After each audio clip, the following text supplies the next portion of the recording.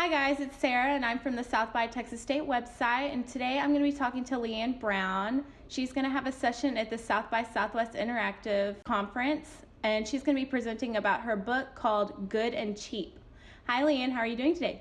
I'm great. How are you? I'm good. So first, can you tell me a little bit about yourself and the background of your book?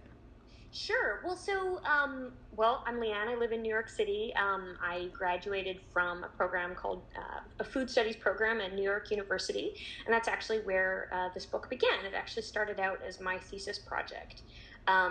Food studies is kind of a newer area of study. It's within the realms of nutrition and public health, but it's kind of its own thing.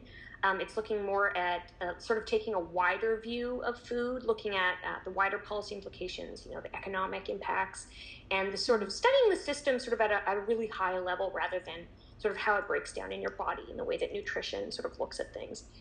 And so because it's a newer area, we're encouraged to kind of do thesis projects that are whatever we're sort of drawn to, whatever we think sort of should exist in the world. And for me, it became clear that I should make a cookbook for people who are living on food stamps, sort of generally. And then after I graduated, I ended up putting the book online as a free PDF download, and it got popular. Someone posted it on Reddit about a few weeks after I put it up, and it suddenly people were flooding to my website and really excited about that, and that pushed me to kind of take the project further. Actually did a Kickstarter to fund a print run with a buy one, give one model. That ended up doing really, really well. It was super exciting. That all happened in the summer of 2014. And during that, I ended up meeting up with a publisher, and then we put out a second edition of the book this past summer, so the summer of 2015 in July. And so that made the book available, Good and Cheap, available everywhere in stores, online, everywhere. But still with the buy one, give one promise. So as a result, we've actually been able to give away thousands and thousands of books to people who maybe would not be able to afford a cookbook, or for whom this is like their first ever cookbook. And it's been a really, really exciting experience. Mm-hmm. That's awesome. I was reading about that buy one, give one, and I think that's so awesome. For those who don't know anything about this book, that's pretty much the main thing that sets your book apart from other cookbooks, right? I think so. It's a very, not that there isn't stuff like this, it's a very practical book. So it's really meant for people who are living on those super low incomes. But I hope that it's useful. For people with maybe a bit more leeway as well. It's really about ultimately sort of the joy of cooking, and to really show that it's cooking and not budget that is the key to eating really well on a regular basis. It's we're really privileged in this country that the cost of basic foods is so low, actually, that if you know how to put things together, you really have. If you know how to cook, even and by cooking, I mean really like making grilled cheese sandwich, toasting some stuff, being able to saute, it doesn't have to be crazy difficult or super advanced to be able to put together something really good. If you can just do a few basic things, you really can eat quite well. And so I just wanted to kind of show that and introduce a few more options, give people some ideas. Okay. Well, is there anything that sparked your interest in the food studies area that made you want to go get your master's?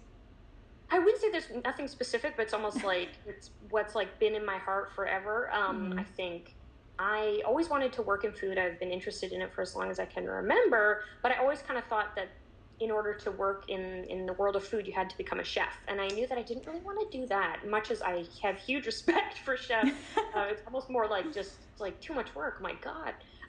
And so I didn't really want to be a part of the restaurant industry necessarily, but I love cooking. I love home cooking. And I didn't really see myself being able to necessarily have a career in that area. And when I heard about the food studies program, it really made perfect sense for me. I had been, after I graduated, I'm from Canada, actually. I grew up in Canada. Oh. And after I graduated, I went to work for the city in my hometown in Edmonton, Alberta. And I was working for a city councilor, and you end up kind of doing a lot of different policy work all over the place. And anytime we ended up talking about food policy, which again was really this sort of area that I didn't even really know existed. it was so fascinating, and I found myself wanting to dive further into it, but I couldn't because I had to, go off and help with, someone's complaining about a bike lane or cats peeing in their yard or whatever it may be. And I was like, okay, well, I got to do that. But then discovering that there might be a way to sort of make a career out of looking at food policy, I was like, oh yeah, that's for me. Oh, that's nice. So do you have any favorite food items in your book? Yes. I mean, I make a lot of the things in my book very regularly, but probably my favorite dish is the chana masala.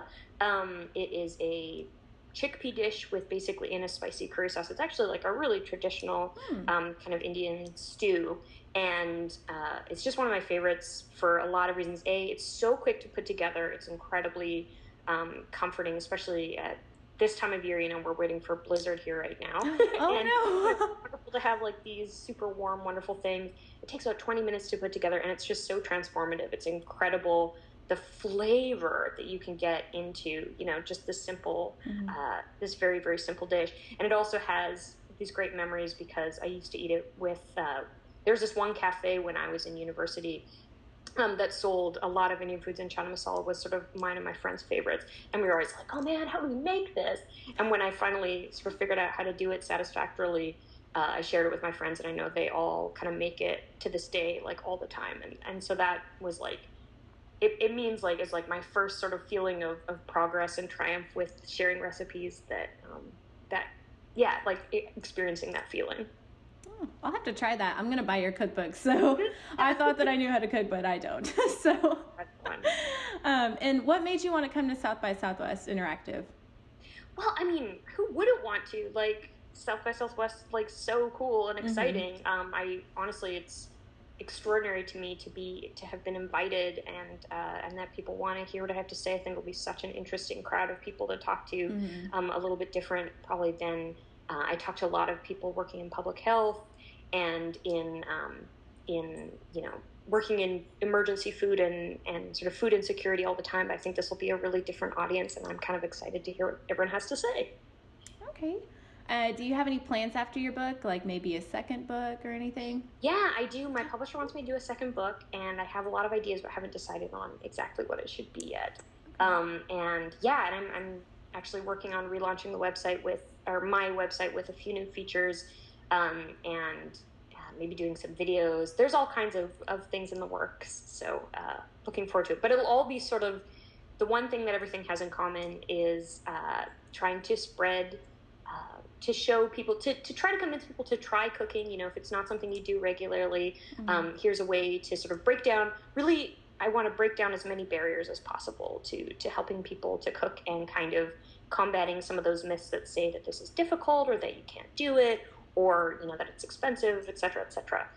So that's kind of everything I'm working on has that as the basis. Okay. And before we close out, do you have anything else that you'd like to add for our viewers? I don't think so. I would just say I hope that some of you will come and meet me, and I'd love to chat and ask me any questions and have a wonderful conversation about, why we cook, how we cook, what makes it difficult, what we're seeing in the grocery stores, all that kind of exciting stuff. Okay. Well, I cannot wait to be there, because I definitely will be there. I'm tired of eating out and eating unhealthy, so I'm definitely going to pick up your book too. So I can't wait to see you at South by Southwest Interactive. Yay! Okay. Bye. Thank you, Leanne. Bye.